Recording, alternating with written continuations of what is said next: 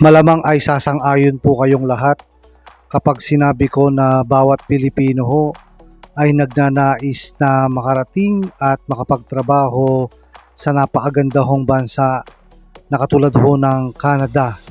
Ang bansa hong Canada ay nasa hilaga o norte ng bansang United States of America. So marami ho tayong mga kababayan, maski ho ako ay nagnanais makarating dyan ho sa bansang Canada. Marahil ay alam ho nating lahat na napakaganda ho ng buhay doon ho sa bansang Canada sapagkat napakalaki ho ng sahod, lalong-lalo na ho ang mga nagtatrabaho sa mga skilled na linya ho ng trabaho. At alam din ho natin na napakaganda ho ng healthcare at edukasyon para ho sa ating mga anak. Welcome po sa aking YouTube channel na Eric's Vlog. Maraming salamat ho sa patuloy na nanonood ng aking mga video, and maraming salamat din ho sa patuloy na nagsusubscribe dito ho sa aking YouTube channel na Eric's Vlog. Pasuyo na lang po, pasubscribe po sa lahat ng hindi pa ho subscriber ng aking YouTube channel na Eric's Vlog. Muli po ay maraming salamat sa inyong lahat. At ito ho nga nakalipas ho na mga araw ay napabalita ho itong tungkol sa visa free na nagkalat ho sa social media. Kaya ang tanong ho dito ay totoo ho ba na visa free na ho ang Canada para ho sa mga Pilipino? So yan ho ang malaking katanungan dahil nagkalat ho sa social media kamakailan ho ang tungkol ho sa visa free para daw ho sa ating mga kababayan na mga Pilipino.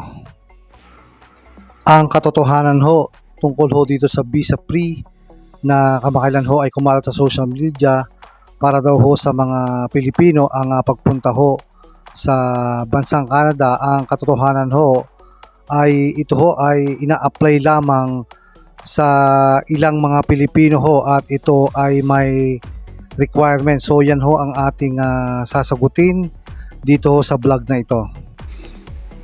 Base ho sa ating nakalap na impormasyon, ito ho yung mga panuntunan o mga requirements so doon ho sa napabalitang visa free policy ng Canada para ho sa bansang Pilipinas.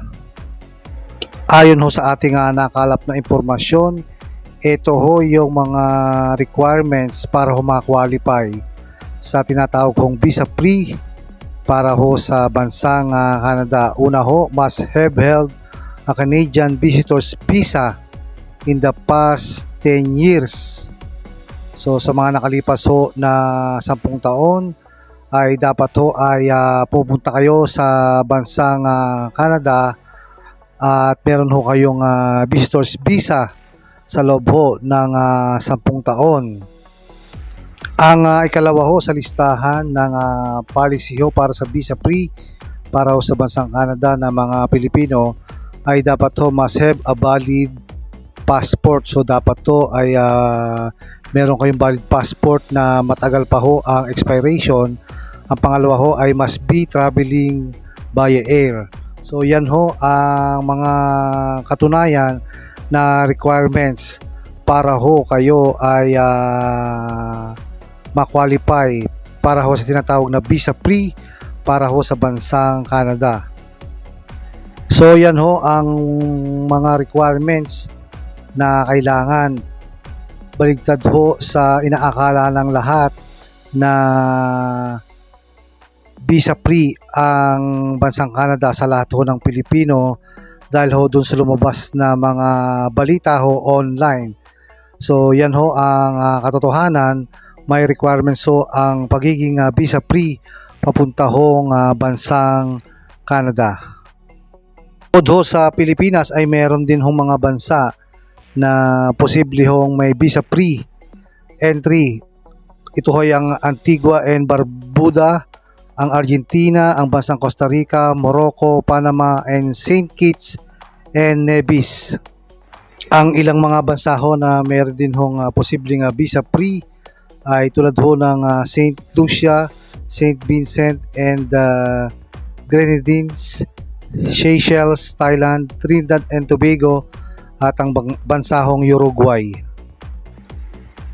So yan ho ang katotohanan ho sa mga napabalitang visa free na ang bansang Canada para ho sa mga Pilipino. So yan ho ang katotohanan, may mga requirements ho. So hindi ho basta-basta visa free ang policy ng Canada para ho sa bawat Pilipino.